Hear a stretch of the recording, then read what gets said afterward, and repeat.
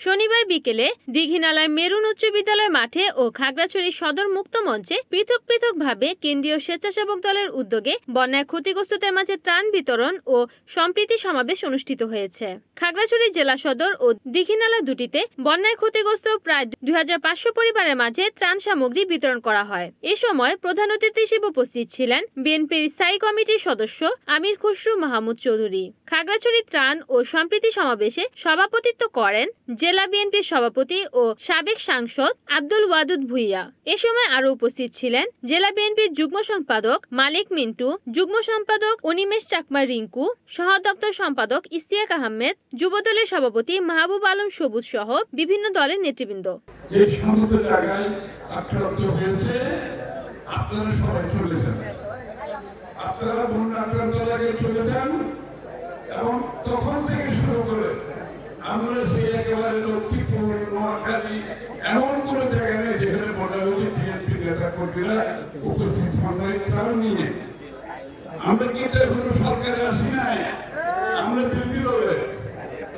এই বিরোধী দলে থাকা অবস্থায় আমরা কিন্তু যে যা পারি সকলে মিলে আমরা জোগাড় করেছি, আপনাদের কাছে এসেছি, মানুষের কাছে এসেছি। কারণ বিএনপির রাজনীতির মূল ক্ষমতার উৎস হচ্ছে জনগণ,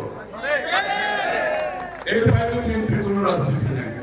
সুতরাং আমাদের আপনাদের সুখে দুঃখে আপনাদেরকে সাথে নিয়ে আপনাদের পাশে থাকা রাজনীতি শহীদ প্রেসিডেন্ট জিয়াউর রহমান সাহেব আমাদেরকে শিখিয়ে গেছেন, দেশনেত্রী বেগম খালেদা জিয়া আমাদের শিখিয়েছেন, তারেক রহমান সাহেব বর্তমানে তার নেতৃত্বে আমাদেরকে এই কাজগুলো ত্বরান্বিত করার জন্য প্রতিনিয়ত। আজকে আমরা এখানে আসছি, এটা এখন উনি কিন্তু পুরো মনিটর করছেন। এখানে যে আমরা আসছি উনি পুরো মনিটর করছেন, উনি দেখভাল করছেন আমরা পড়ছি কিনা, প্রাণ এসে পড়ছে কিনা, মানুষের কোনো অসুবিধা হচ্ছে কিনা, উনি কিন্তু দেখভাল করছেন। সুতরাং আপনাদের কষ্ট হচ্ছে আমি জানি, আমরা অনৈতিক সূত্র শেষ করে দেবো। এটি শেখ হাসিনা পলায়ন করার পরে বাংলাদেশে একটি নতুন যুগের সূচনা হয়েছে, তাই না? আমরা একটা আগামী বাংলাদেশের স্বপ্ন দেখছি না? এই আগামীর বাংলাদেশের রাজনীতি হবে কিন্তু ভিন্ন।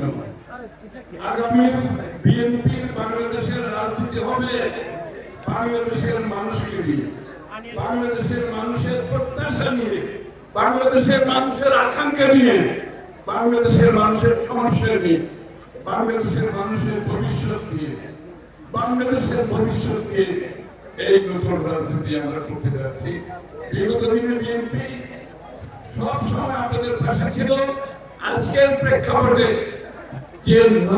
যে আমাদের নতুন প্রজন্মের যে প্রত্যাশা, সেটাও আমাদেরকে মাথায় রাখতে হবে, সেটা মাথায় রেখে আমরা রাজনীতি করতে হবে। অনেকে বলেছিল শেখ হাসিনা চলে গেলে লক্ষ লক্ষ লোক বিএনপি মেরে ফেলবে, বলছে না? শেখ হাসিনা চলে গেলে বিএনপি লক্ষ লক্ষ মেরে ফেলবে, বিএনপি মিলফ্যাক্টরি দখল করে ফেলবে, বিএনপি সব দখল করে ফেলবে। কিছু হয়েছে? কিছু হয়েছে? কেউ মারা যাবে, আমাদের সংখ্যালঘুরা কেউ মারা যাবে। এই সমস্ত কথা যেগুলো করেছে বিএনপি 16 বছর গুম, খুন, হত্যা, মিথ্যা মামলার শিকার হয়েছে না? বাড়িঘর থাকতে পেরেছেন, ব্যবসা বাণিজ্য নিয়ে গেছে, চাকরি নিয়ে গেছে, খালে নিয়ে আমাদের নেতা কর্মীরা থাকছে। এই নির্যাতন, গুম, খুন, হত্যা, মিথ্যা মামলা, অন্য 16 বছর নির্যাতিত হওয়ার পরও বিএনপির নেতা কর্মীরা সংযম দেখিয়েছে। এই কৃতিত্ব বিএনপিকে দিতে হবে। রিপোর্ট করেছেন খাগড়াছড়ি প্রতিনিধি বিপ্লব তালুকদার, NN TV।